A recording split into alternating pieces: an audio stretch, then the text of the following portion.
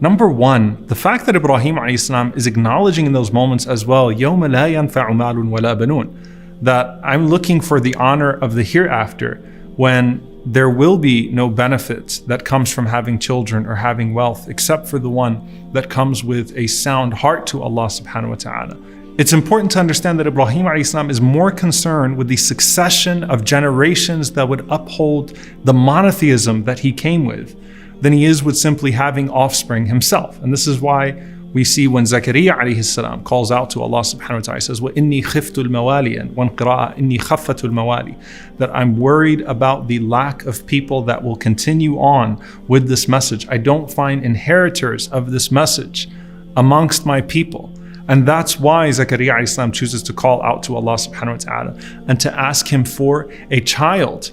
فَهَبْ لِي مِن لَدُنْكَ waliya, to give me a child that would inherit this message, not simply give me companionship, but inherit this message and carry forth this message for your glory. It's very similar to when the Prophet ﷺ is in Ta'if and he just witnessed that humiliation. What was the Prophet ﷺ's reasoning for not having those people destroyed? Beyond the mercy that the Prophet ﷺ extended towards those people, his hope ﷺ after Ta'if was in the children of Ta'if, that maybe there will be a generation amongst them that say La ilaha illallah. Maybe there will be people that come amongst them that say La ilaha illallah. So it's important to understand Ibrahim ﷺ is already oriented towards the hereafter and is affirming on that day, children nor wealth will avail a person.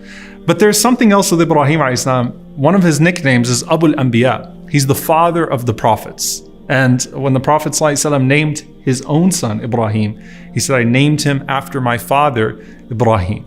So Ibrahim ﷺ is the father of the prophets, and that after him all the prophets come from his nations, alayhi salatu wassalam. That's why we find when Allah describes Ibrahim ﷺ that he was an ummah, he was a nation.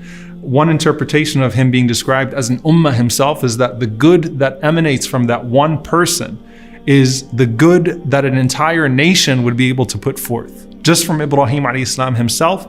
And some of the scholars, they said he's an ummah in that all the nations come from this ummah, this nation of Ibrahim ﷺ after him ﷺ, even in those moments where he thought that he might not even have anyone to succeed him. Look what happens instead, right? Children and grandchildren, prophets after prophets, ending with the Prophet ﷺ and an entire legacy of people that cling to his remembrance. But there is that element of companionship as well. Allah subhanahu wa ta'ala says, فَلَمَّا اعْتَزَلَهُمْ وَمَا يَعْبُدُونَ مِن دُونِ اللَّهِ وَهَبْنَا لَهُ إِسْحَاقَ وَيَعْقُوبَ وَكُلًّا جَعَلْنَا نَبِيًّا. That when he left them and that which they were worshipping beside Allah subhanahu wa ta'ala, we gave him Isaac and Jacob and we made them into prophets. Notice Allah did not mention Ismail, even though Ismail alayhi salam was older than Ishaq by 13 years according to some narrations. Allah did not mention him. And in fact, Allah mentioned the grandson, Jacob, the grandson, Yaqub. And Allah subhanahu wa ta'ala goes on to say, and we made them into prophets, وَوَهَبْنَا لَهُم مِّن رَحْمَتِنَا, and we gave them mercy, a special mercy, the same mercy that Allah would give to Yahya towards his father, Zakaria. We gave them a special type of mercy, and we gave them lisana sidqin aliyya. We gave them a high reputation amongst the people, which is something that Ibrahim ﷺ asked as well, that people would remember him highly, alayhi salam, and look how Allah subhanahu wa ta'ala responded to that. Some of the scholars say the fact that Ismail alayhi salam is omitted here was already a sign to Ibrahim that he would have to sacrifice him, that he wouldn't get to enjoy the companionship of Ismail alayhi salam in his life. However, Allah subhanahu wa ta'ala would have a special plan for Ismail alayhi salam that would achieve the goal of Ibrahim's dua, just as Allah subhanahu wa ta'ala would have that also for his goal with Ishaq and the children of Ishaq alayhi salam.